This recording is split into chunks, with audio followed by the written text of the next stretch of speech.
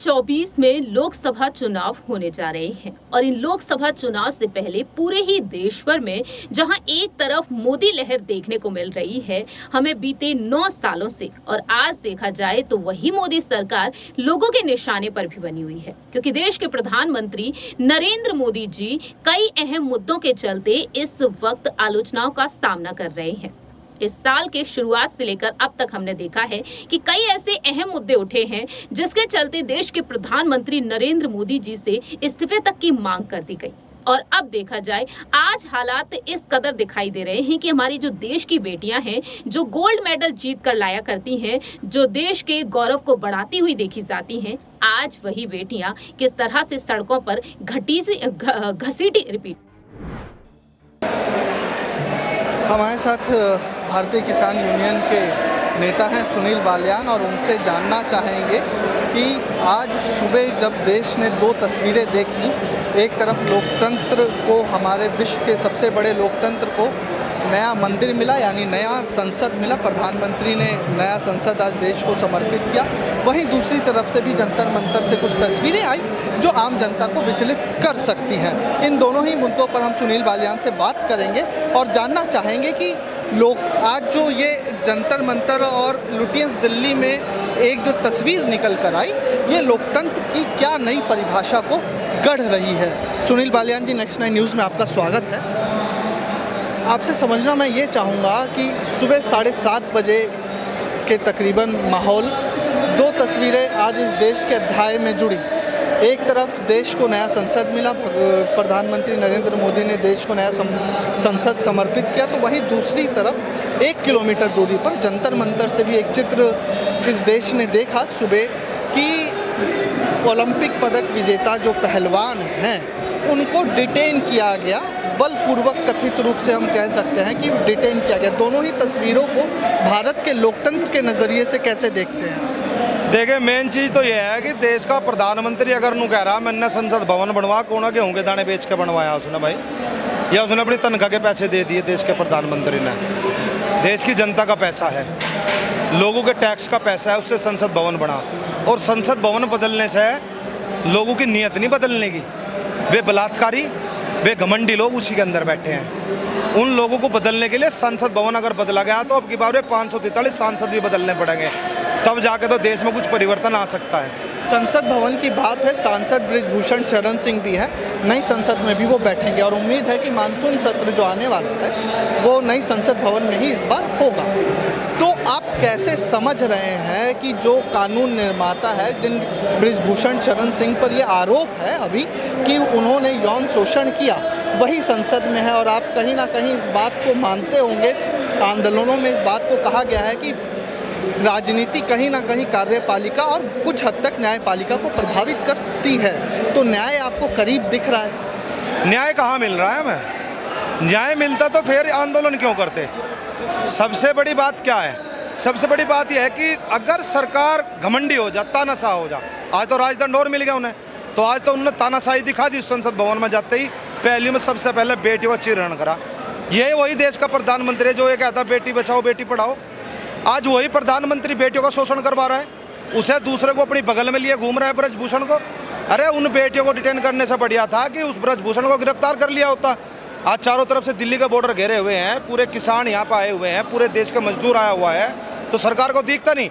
और हमें संसद भवन की इतनी खास जरूरत नहीं थी, ना हमें राम मंदिर की इतनी जरूरत थी, हमें जरूरत थी व्यापार की, हमें जरूरत थी कृषि पर कानून बनाने की। लेकिन आप ये बात बोल रहे हैं कि राम मंदिर की ज़रूरत नहीं थी, उसी राम मंदिर के आधार पर यूपी, आप खतौली, मुजफ्फरपुर नगर या पश्चिम उत्तर प्रदेश से अधिकतर लोग हैं, उसी राम मंदिर के आधार पर 2022 और अभी निकाय चुनाव 17 नगर निगम उसी यूपी ने बीजेपी के झोली में डाले हैं। तुम बहुत बढ़िया हो, तुम्हें 17 नगर निगम तो तुम्हें दिख गए, जितनी नगर पालिका आ रहे हुए, जितनी सभासदी आ रहे हुए, कर्नाटक आ रहे, वो नजर नहीं आता। 17 मेयर बन गए, उस पर खुश हो।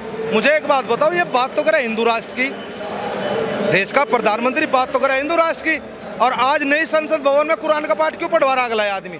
यार लोगों का बेवकूफ बना रहा क्या? ये तो हिंदू राष्ट्र की परिकल्पना तो आप लोगों ने मोदी जी के नाम पर हमने कहाँ करी? हम तो नहीं करा करते, हम तो नहीं कहते हिंदू राष्ट्र बना लो। कैसे बनाओगे? 65% दलित है, वे तो हिंदू नहीं है, मंदिर में नहीं जा सकते, वे पूजा पाठ नहीं कर सकते।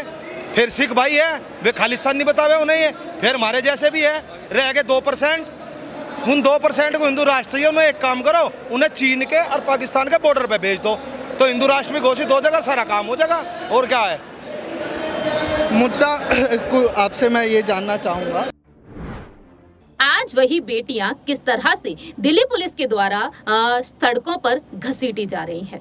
हम बात कर रहे हैं यहाँ पर महिला पहलवानों के बारे में, जिन्होंने बीजेपी सांसद ब्रजभूषण शरण सिंह पर यौन उत्पीड़न का आरोप लगाया है और लंबे वक्त तक वह धरना प्रदर्शन देती हुई दिखाई दी है। लेकिन अब तक देश के प्रधानमंत्री ने इस मामले पर चुप्पी नहीं तोड़ी है। ऐसे में देखा जाए तो एक बार फिर से प्रधानमंत्री पद पर बात आती हुई दिखाई दे रही है। नमस्कार, मैं प्रांशु राठौर और आप देख रहे हैं नेक्स्ट 9 न्यूज। तकरीबन 140 दिनों तक लगातार हम सभी ने देखा कि कैसे यहाँ पर महिलाएं यहाँ पर किस तरीके से गुहार लगाती हुई देखी गई हैं। यौन उत्पीड़न का आरोप लगाया ब्रजभूषण शरण सिंह पर। उनका कहना साफ तौर पर रहा कि सभी पदों से बर्खास्त कीजिए और उन्हें गिरफ्तार कर लीजिए।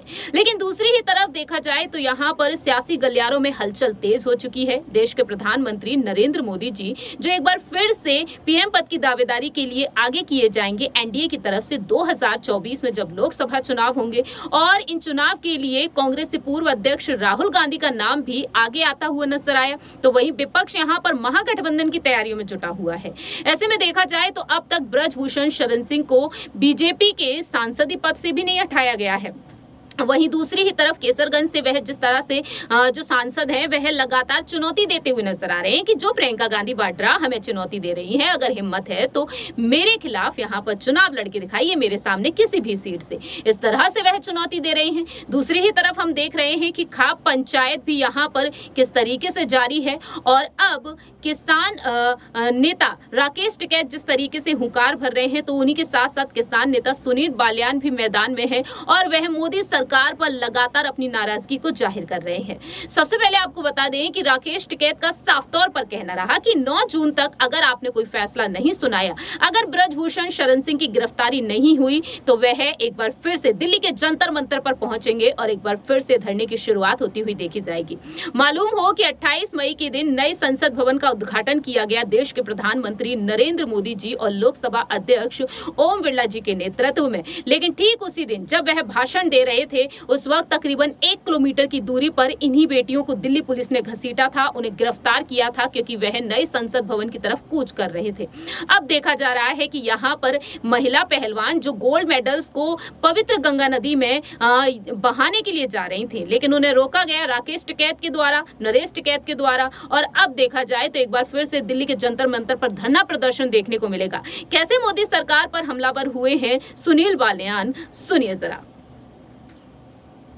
आपने सुना कि एक बार फिर से देश के प्रधानमंत्री आलोचना का सामना कर रहे हैं, और हाल ही में जो हमने उड़ीसा में देखा कि 3 ट्रेन किस तरीके से दुर्घटना होती हुई नजर आई है। यहाँ पर 3 ट्रेन टकरा गई और जिसमें तकरीबन 300 लोग इस दुनिया को अलविदा कहकर जा चुके हैं, और अब भी कई लोग घायल हैं जिनका इलाज इस वक्त हॉस्पिटल्स में चल रहा है। और ऐसे में एक बार फिर से मोदी सरकार निशाने पर आ चुकी है। तो देखना यह होगा कि क्या वाकई में देश के प्रधानमंत्री नरेंद्र मोदी जी अब इस मामले पर चुप्पी तोड़ेंगे या फिर नहीं, क्योंकि मांग तो ये भी की जा रही है कि राष्ट्रपति द्रौपदी मुर्मू जी को इस मामले में अहम फैसला सुनाना चाहिए, उन्हें हस्तक्षेप करना चाहिए, क्योंकि वह भी एक महिला है। महिलाओं के समर्थन में, महिलाओं के मान सम्मान में हमेशा ही प्रधानमंत्री और राष्ट्रपति अपनी बात रखते हुए देखे जाते हैं। देखते हैं कि आखिरकार यहाँ पर ब्रजभूषण शरण सिंह की गिरफ्तारी होती है या फिर नहीं, क्योंकि कई बार आरोप लगाए गए हैं कि गलत तरीके से छूने की कोशिश की गई ब्रजभूषण शरण सिंह के द्वारा।